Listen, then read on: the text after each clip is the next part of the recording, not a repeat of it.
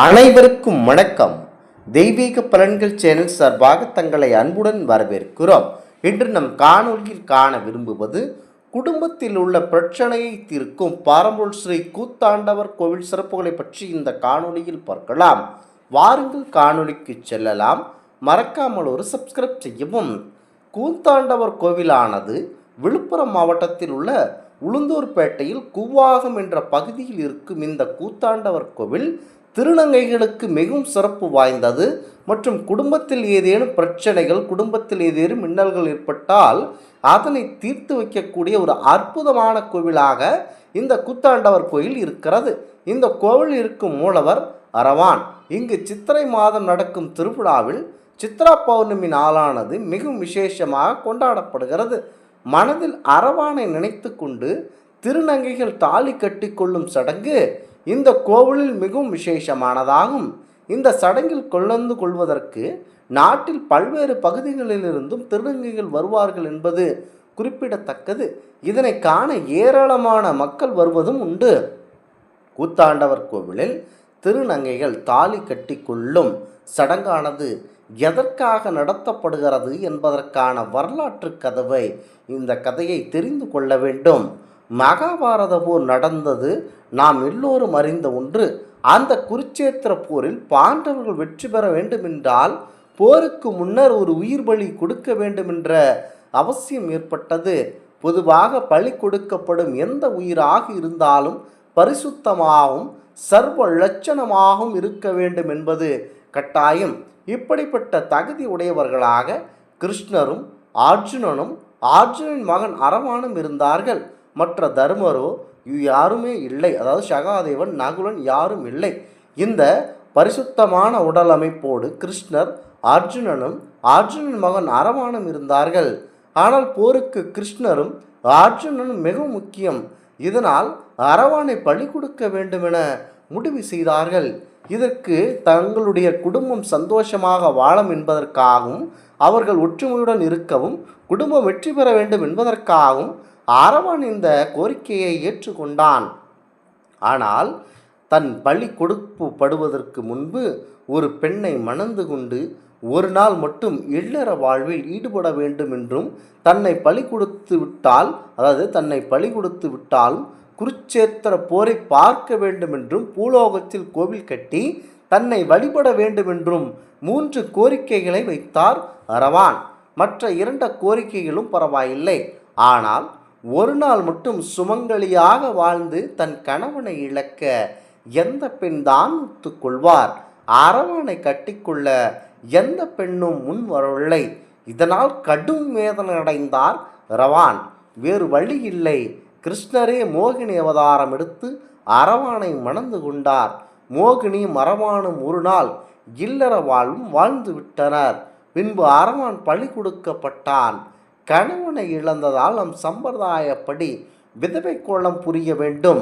மோகினியும் விதவையானால் இந்த இடத்தில் கிருஷ்ணர் ஆணாக இருந்து பெண்ணாக மாறியதை அடிப்படையாக கொண்டுதான் திருநங்கைகளும் தங்களை கிருஷ்ணரின் அவதாரமாக மோகினியாக கருதி தங்கள் கழுத்தில் தாலி கட்டி கொண்டு மறுநாள் தாலி அறுக்கும் சடங்கை ஆண்டுதோறும் இந்த திருவிழாவில் நடத்தி வருகின்றார்கள்.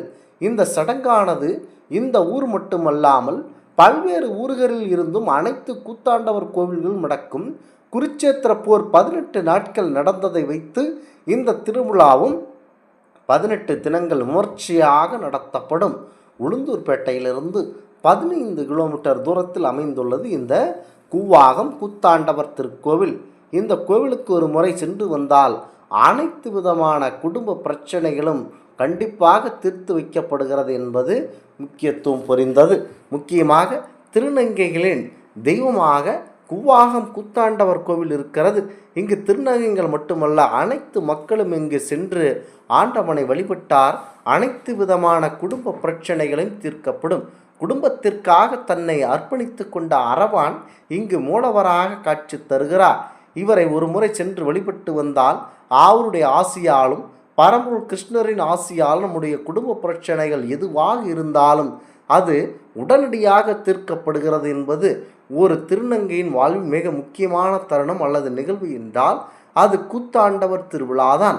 அந்த அளவிற்கு திருநங்கைகளின் உணர்வோடு பின்னி பிணைந்து ஒரு சமுதாய சடங்கு அது.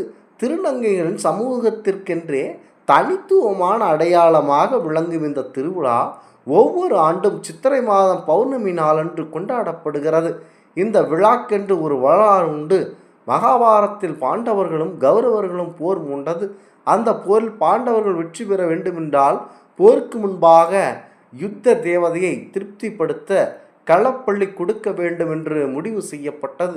அதற்கு 32 சாமுத்திரிகா லட்சணம் பொருந்திய ஆண்மகன் வேண்டும். இதற்கு தகுதியானவர்களாக இருந்தவர்கள் அர்ஜுனன், கிருஷ்ணன் மற்றும் அர்ஜுனனுக்கும் நாகக்கண்ணிக்கும் பிறந்த அரவான் ஆகியோர் மட்டுமே. அர்ஜுனனும் கிருஷ்ணனும் தான் இந்த போருக்கு முக்கியமானவர்கள். அவர்கள் இருவரையும் இழக்க முடியாது என்பதனால் அரவானை வழியாக்க முடிவு செய்யப்பட்டது. அர்ஜுனன் கிருஷ்ணரும் அரவானிடம் இது பற்றி பேசினர். அரவானும் சம்மதம் தெரிவித்து விட்டார். முன்பு சொன்னது போல இது நடந்தது. முக்கியமாக இந்த கோவிலுக்கு வந்து ஆண்டுதோறும் அரவானை வழிபட புதுடெல்லி, மும்பை, கொல்கத்தா, கேரளா, பெங்களூர் உட்பட நாட்டின் பல்வேறு பகுதிகளிலிருந்தும் வெளிநாடுகளிலிருந்தும் பல்லாயிரக்கணக்கான திருநங்கைகள் கூவாகம் கூத்தாண்டவர் கோயிலுக்கு வந்து கூடுவார்கள். அரவான் களப்பள்ளியை நினைவுபடுத்தும் விதமாக இரவு சுவாமி கண் திறந்ததால் நிகழ்ச்சி நடக்கும். 18 நாட்கள் இந்த திருவிழா. இது மிகவும் முக்கியமான நிகழ்வு. இதற்காக நாட்டின் பல்வேறு பகுதிகளில் இருந்தும் திருநங்கைகள் கூவாகம் கூத்தாண்டவர் கோவிலுக்கு வந்து இருக்கிறார்கள். பின்னர் கோவில் வாசல் அனைத்து திருநங்கைகளும் தங்களை புதுமண பெண்களைப் போல ஆடி அலன்களால் அலங்கரித்து கொள்வார்கள். கை நிறைய வளையல், தலை நிறைய பூச்சூடி திருநங்கைகள் கோவிலின் பூசாரி கையால் தாலி கட்டி கொள்வார்கள். பிறகு தங்கள் கணவனான அரவானை நினைத்து பொங்கல் வைத்து வழிபடுவார்கள். தொடர்ந்து அன்று இரவு முழுவதும் அவர்கள் கும்மி அடித்து ஆட்டமும் பாட்டமும் மகிழ்ச்சியாக இருப்பார்கள். மறுநாள் பொழுது விடிந்ததும் கோவிலில் உள்ள அரவான் சிரசுக்கு முதல் மாலை அணிவிக்கப்பட்டு அதனைத் தொடர்ந்து ஊர்வலமாக அரவான் சிரசு எடுத்து வரப்படும். அப்போது திருநங்கைகள் சுற்றி நின்று கும்மி அடித்து ஆடி பாடி மகிழ்வார்கள். 108 தேங்காய், 1008 தேங்காய் என சுரை தேங்காய் அடிப்பார்கள். இதற்கிடையே கோவிலின் வடபுறத்தில் சகடையில் 30 அடி உயரம் கம்பம் நட்டு வைக்கோல் புரி சுற்றப்படும். இது அரவான் திருவம் அமைக்கப்பட அடிப்படை பணியாகும். பின்னர் கிரீடமேட்டில் இருந்து மக்கள் பூஜை செய்து அரவானின் புஜங்கள், மார்பு பதக்கங்கள் எடுத்து வருவார்கள். சிவலிங்கியாகுளம் கிராமத்தில் இருந்து அரசியல வெண்குடை கொண்டு வரப்படும். நத்தங்கிராமத்தில் இருந்து பாதம், கைகள், புஜங்கள் எடுத்து வருவார்கள். தொட்டி கிராமத்திலிருந்து மார்பு புஜங்கள், கயிறு, கடையாணி கொண்டு வருவார்கள். இவை அனைத்தையும் வைக்கோல் புரி மீது பொருத்தி அரவான் திருவுருவம் அமைக்கப்படும். அதன் பின்பு தேரோட்டம் நடக்கும். இதில் ஆயிரக்கணக்கான பக்தர்கள் கலந்து கொண்டு வேண்டுதலின் பேரில் தேரை வடம்பிடித்து இழுப்பார்கள். தேர் புறப்படும் முன் விவசாயிகள் வேண்டுதலின் பேரில் விளைந்த காய்கறிகளையும் தானியங்களையும் அரவான் மீது வீசி கற்பூரமேற்றி பயபக்தியுடன் வணங்குவார்கள். அது மட்டுமின்றி 20 அடி நீளமான பூமாலையும் வள்ள வழிகாட்டு நீண்ட துண்டுகள் அரவான் மீது வீச பயபக்தியுடன் வணங்குவார்கள். முக்கியமாக இந்த அரவானை குடும்ப பிரச்சனை இருப்பவர்களும் வந்து வழிபட்டீர்கள் என்று சொன்னால் அனைத்தும் நல்லபடியாக நடைபெறும்.